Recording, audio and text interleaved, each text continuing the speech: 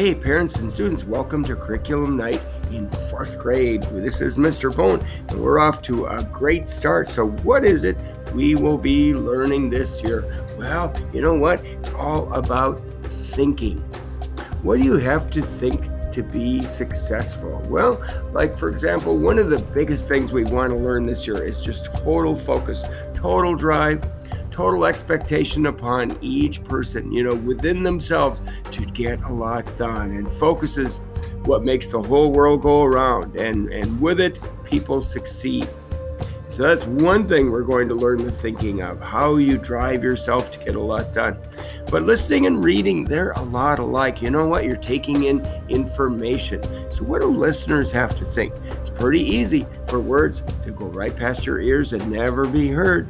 So what has to go on inside the mind to think? That's what we're going to be learning. Reading's the same thing. Boy, it's pretty easy to read the words and get to the end and know nothing. So what do you have to think when you read so that doesn't happen? That's what we will be learning as well. And then writing too. We are going to learn so much about writing. What do you have to think to, start out your writing with a really good hook that makes everyone want to read it? And also then have a flood of logical evidence that goes in perfect order. And I wish all these thinkings could be taught in one lesson and boom, it's done. But life isn't that easy. So all these thinkings are something that evolve throughout the whole year. And it's kind of cool. Once students start to get it, the little snowball of success gets a little bigger and a little bigger. And by the end of the year, well, it is just rolling down that hill. And that's what we are heading for this whole year, is to learn that successful thinking you need to make it in life. Yeah. So one of the routines we do each day is just the reading sheet. And so in the reading sheet, you read the selection. Right now I'm having students read it like 3 times out loud. When they read out loud, it builds not only their fluency, but their understanding, helps them pay attention to the words. So typically it focuses on a certain skill, and then students answer the questions. And one of the things we're learning this year too is you don't ever just guess. No, you always have proof. And so we're really working hard each day to have students show their proof, which is what you're going to see next. So one of the things we really always do whenever we're answering questions is we don't just guess. No, we find proof. So here's Kylea ready to explain number 1. Here she goes. My proof for question number 1 is I choose D because it says these buildings are similar in purpose to the U.S. Capitol and Supreme Court in our nation's capital. Both are huge libraries with millions of books, and it says the two buildings even look similar with many columns and windows. These monuments both teach about the history of the country. Awesome. Okay. So here's Michelle. She's going to explain her proof for number 2. Here she is. So I chose for number 2 is D, and that one says both have copies of every American and Australian book. And my proof is the National Library of Australia has a copy of every book made in Australia. The Library of Congress has a copy of every book made in the U.S. Sweet. Oh, that was awesome.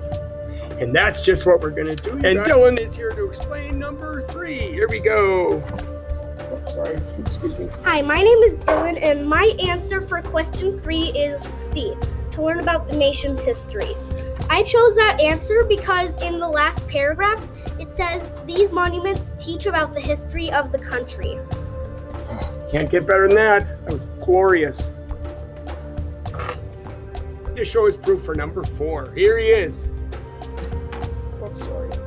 My proof for number 4, I picked number B. Canberra and Washington D.C. have many similarities because both of them have a giant library with millions of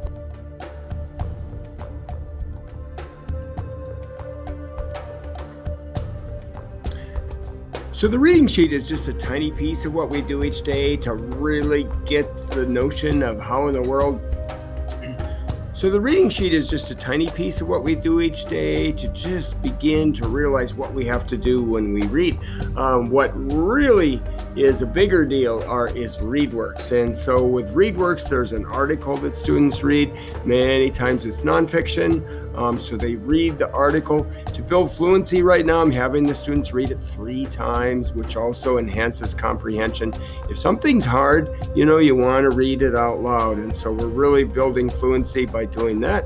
And then students answer the questions. Now they start out literal and relatively easy, but there's a lot of drawing conclusions, a lot of really complex thinking, a lot of how you use context to figure out what words mean. So every skill you need in reading, boy, shows up in ReadWorks. So it's just a beautiful tool for teaching.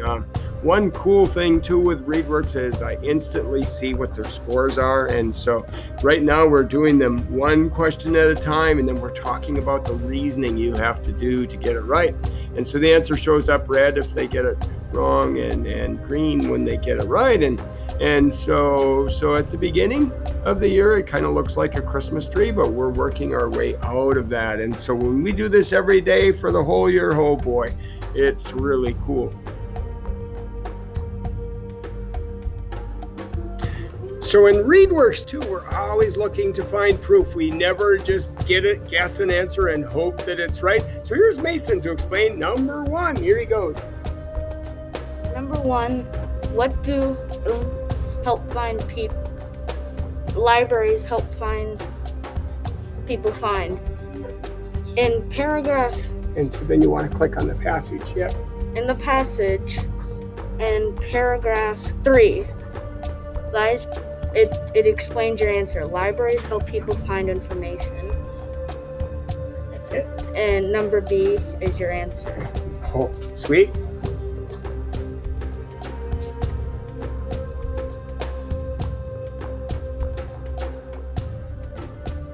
So ReadWorks encompasses all the skills that we need. So beyond the reading and the understanding, we also do a big paragraph writing, from that ReadWorks article. And so yesterday we were reading a new kind of library, and the big question was, explain whether technology has changed the library for the better.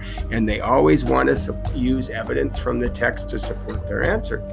And so as students read, they are then recording information as evidence, that they're going to use in the writing, because we have 2 big goals in writing.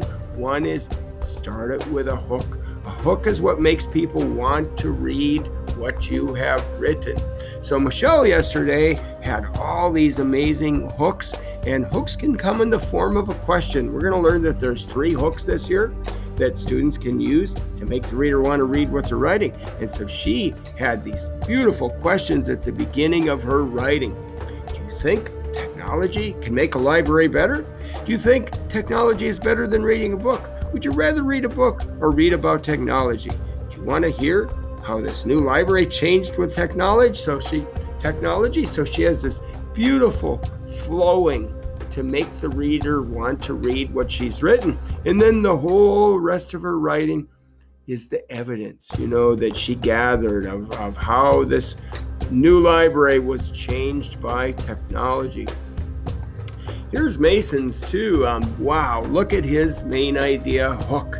Do you have a library that you can go to in a few minutes? And then he says, maybe it's on the computer.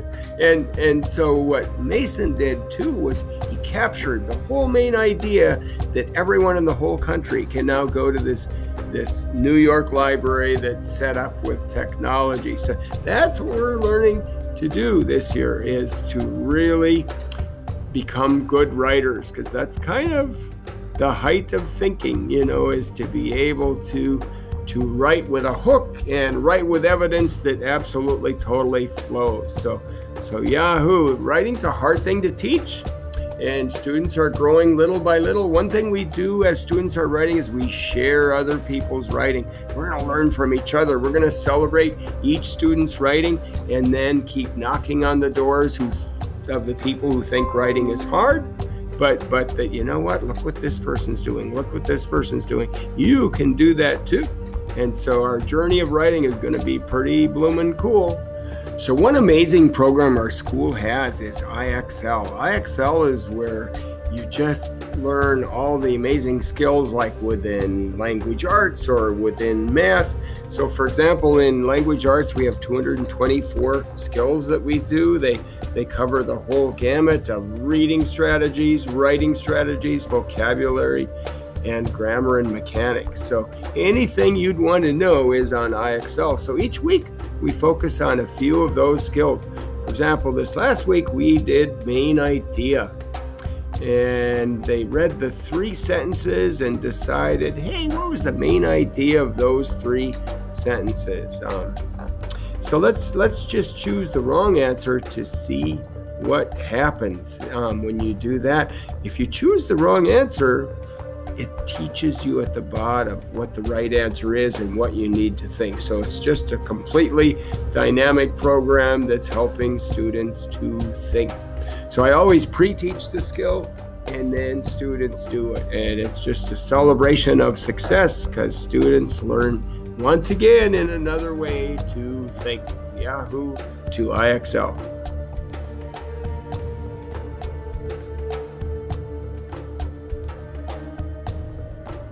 Last but not least, we have social studies. And in 4th grade, we study the history of the Americas. So we begin in South America, where we study about the Aztecs, the Incas, the Maya. And then we move to North America and learn about all the beautiful Native American tribes that we have in our own United States. And we also learn about explorers and the Constitution as well. So we use a program called Core Knowledge. It's a beautiful program where we get this text online on our computer, and so students read and gather information, and we do projects from there. So once again, reading and writing get woven into what we do in social studies.